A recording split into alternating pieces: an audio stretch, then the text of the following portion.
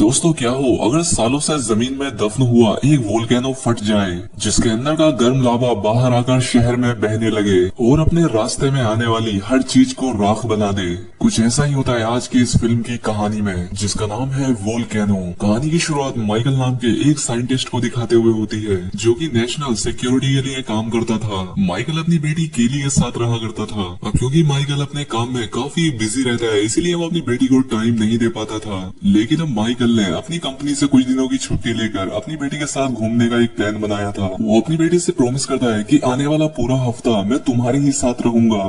इसके बाद हमें उसी शहर में मैरी नाम की एक डॉक्टर को दिखाया जाता है जो कि अपने हॉस्पिटल में आए पेशेंट्स का इलाज कर रही थी। और तभी यहाँ पर एक बड़ा सा भूकंप आ जाता है जिससे कि हॉस्पिटल की चीजें नीचे गिरने लगती हैं और सभी लोग खुद को बचाने के लिए नीचे बैठ जाते हैं। लेकिन फिलहाल कुछ ही समय में ये भूकंप रुक जाता है। जब ये भूकंप की खबर न्यूज में फैल जाती है तो माइकल के कंपनी वाले उसे फोन करके इस बारे में जानकारी देते हैं और अब माइकल को न चाहते हुए भी अपनी कंपनी में जाना पड़ेगा इस बारे में जानकारी लेने के लिए कि आखिर भूकंप क्यों आया।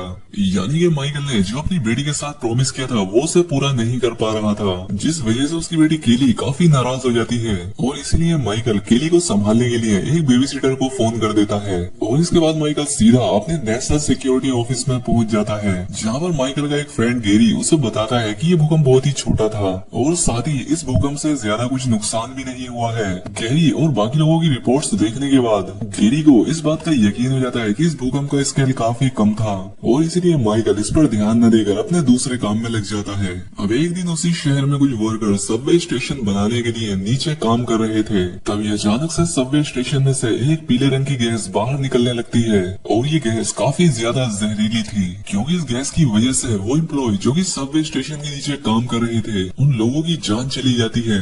उनमें से एक वर्कर किसी तरह से बाहर निकल जाता है लेकिन टेम्परेचर बहुत ज्यादा होने की वजह से उसका चेहरा पूरी तरह से जल चुका था। वो बताता है कि नीचे बाकी के लोग टेम्परेचर बढ़ने की वजह से मारे गए हैं लेकिन ऐसा होना नहीं चाहिए था क्योंकि सबवे स्टेशन जमीन की इतनी गहराई में नहीं बनाया जाता जहाँ पर कि टेम्परेचर इतना बढ़ जाए। ये बात कुछ और ही थी जब इस बारे में माइकल और उसके कंपनी वालों को इस बारे में जानकारी मिलती है तब माइकल अपनी छानबीन करने के लिए इस जगह पर आ जाता है। माइकल भी यहाँ पर अगर यही सोचता है कि आखिर सबवे के अंदर इतना टेम्परेचर बढ़ कैसे गया और अब इसीलिए माइकल अपने सीनियर को बुलाता है जिसके पास ये सबवे बनाने का कॉन्ट्रैक्ट रहा करता था। अब सारी डिटेल अच्छे से देखने के बाद माइकल का सीनियर कहता है कि सबवे स्टेशन में कोई प्रॉब्लम नहीं है। वो तो ये बताता है कि उन वर्कर्स की डेथ भी सबवे की वजह से नहीं बल्कि उन जहरीली गैसों की वजह से हुई है। अब माइकल का सीनियर तो ये सब बोलकर निकल जाता है लेकिन माइकल कुछ कर नहीं सकता था क्योंकि उसके पास कोई भी राइट्स नहीं थे। लेकिन अब गैरी के माइंड में इन सभी चीजों को लेकर एक डाउट हो गया था इसलिए वो तैयार होकर अपने फ्रेंड गैरी को लेकर उसे सबवे स्टेशन में चला जाता है।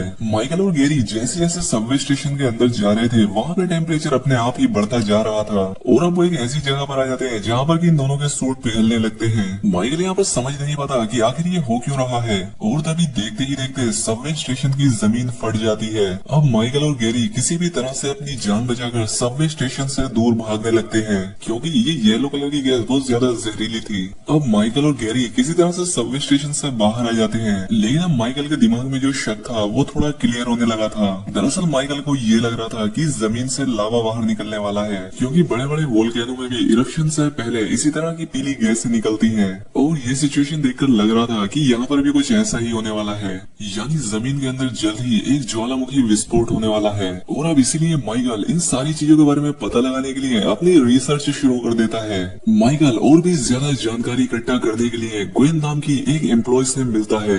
ग्वेन अपनी टीम के साथ भूकंप पर बहुत सारी रिसर्च किया करती थी और पृथ्वी पर होने वाली इस तरह की अजीबोगरीब चीजों के बारे में भी उसे काफी अच्छी खासी नॉलेज थी। और अब इसीलिए माइकल ग्वेन से पृथ्वी के अंदर होने वाली चीजों के बारे में पूछता है जिसमें माइकल को पता लगता है कि पृथ्वी के नीचे मौजूद लावा और मैग्मा काफी ऊपर आ चुका है।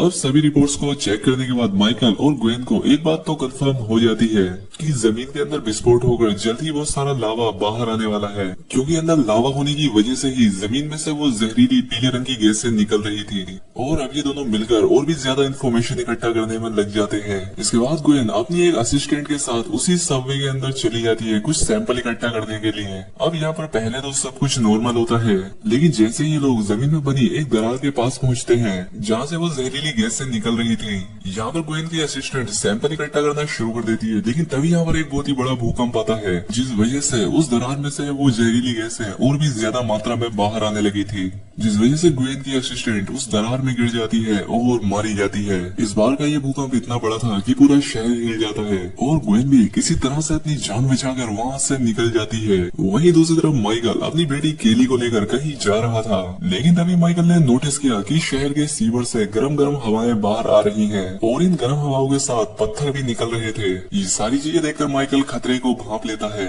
और अपनी बेटी को लेकर एक सेफ जगह पर पहुंचना चाहता था। लेकिन असली खतरा तो अब आता है जब जमीन में से गरम गरम लावा बाहर निकलने लगता है, जो कि चारों तरफ फैलकर अपने रास्ते में आने वाली सभी चीजों को जला रहा था।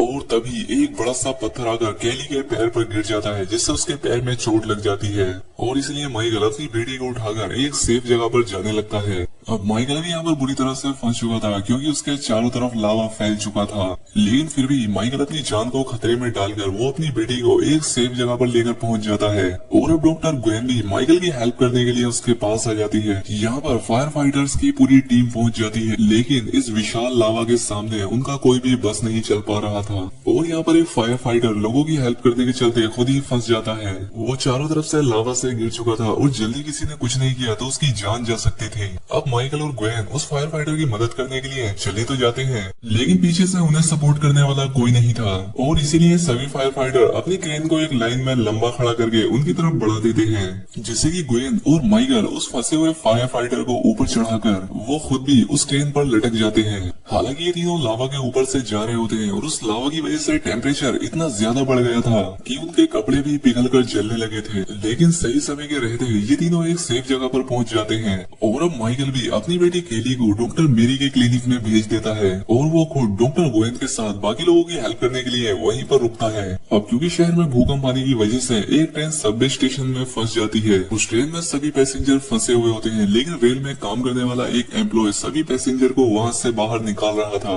लेकिन इन सभी को कोई भी अंदाजा नहीं था कि टैंक से गरम गरम लावा बाहर निकल रहा है और वो सभी लोगों को जलाकर राख कर सकता है। खैर अब वो एम्प्लॉय उन सभी पैसेंजर को वहाँ से निकलने में हेल्प करता है, लेकिन ट्रेन का ड्राइवर अभी भी वहीं पर फंसा हुआ था और अब इसलिए वो एम्प्लॉय ड्राइवर को भी उठाकर वहाँ से निकलने लगता है। लेकिन तभी उस एम्प्लॉय का पैर लावा के अंदर फंस जाता है। अब ड्राइवर की जान तो बच जाती है, लेकिन बेचारा वो एम्प्लॉय मारा जाता है। अब यहाँ पर माइकल और ग्वेन मिलिट्री फोर्स के साथ मिलकर एक प्लान बनाते हैं। जिस तरह से किसी आइलैंड पर कोई वोल्केनो फटता है तो उसके अंदर से निकलने वाला गर्म लावा पास ही के समुद्र में जाकर मिलने से शांत हो जाता है और इसी ट्रिक का यूज ये सभी लोग करने वाले थे। सबसे पहले तो मिलिट्री के लोगों ने उस लावा को रोकने के लिए वहाँ पर बड़े बड़े कंक्रीट के ब्लॉक्स रख देते हैं और अब वो सब लगातार लावा के ऊपर पानी गिराते जाते हैं, जिससे कि बहुत ही जल्द से जल्द लावा का टेम्परेचर नीचे गिरने लगता है और अब जल्द ही वो सारा लावा जम जाता है।